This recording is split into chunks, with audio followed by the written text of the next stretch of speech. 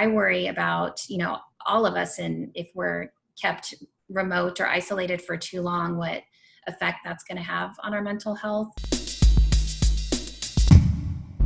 For college students across the nation, the COVID-19 pandemic has resulted in a significant departure from the normal college experience. For these individuals, the timing of this pandemic may have an impact on their social development.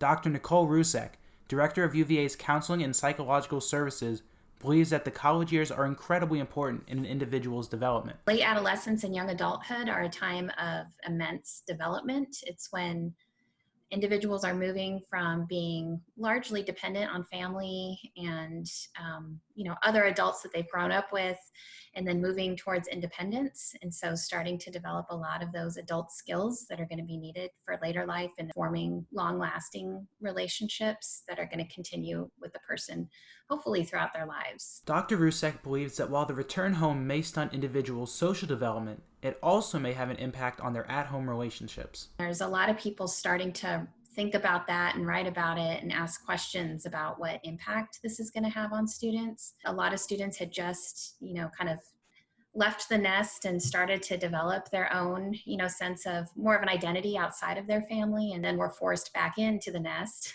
And so those relationships are adjusting. And when they're adjusting at a distance, usually there's a little bit less tension around that. But now being in the same environment, especially, sometimes 24 hours a day, puts a lot of strain on those relationships. Looking at the long-term effects of the pandemic, Dr. Erin Horn, Psychologist and Professor at UVA, believes that individuals may experience more mental health issues than in previous years. Anxiety, I think, is going to become a larger and larger issue the longer that we're away from people. The more that we see people out in public, wearing masks, things like that, the more we see other people as scary.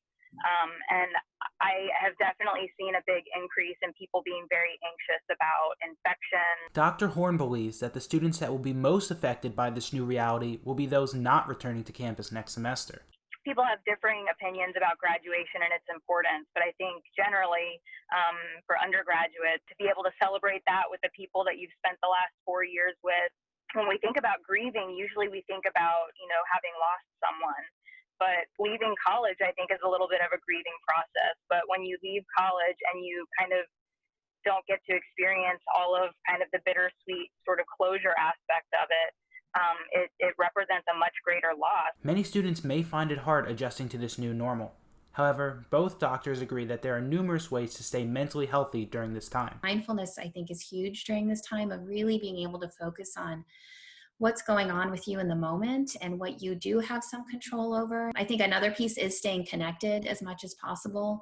So it's making that effort, to say, hey, let's just get on a phone call. I talk with a lot of people each week, and a lot of those people feel very isolated. If you haven't called a friend in a while, call a friend. Don't hold back. Don't wait for them to call you. I think that another thing that I have sort of encouraged people is, again, following the safety guidelines that we have. You need to get out to the grocery store. You need to go run your errands. We need to make sure that we're not allowing this thing to take away our very sort of way of living. So, as National Mental Health Awareness Month comes to a close, it is more important than ever before to check in on yourself and, if needed, reach out to a mental health professional.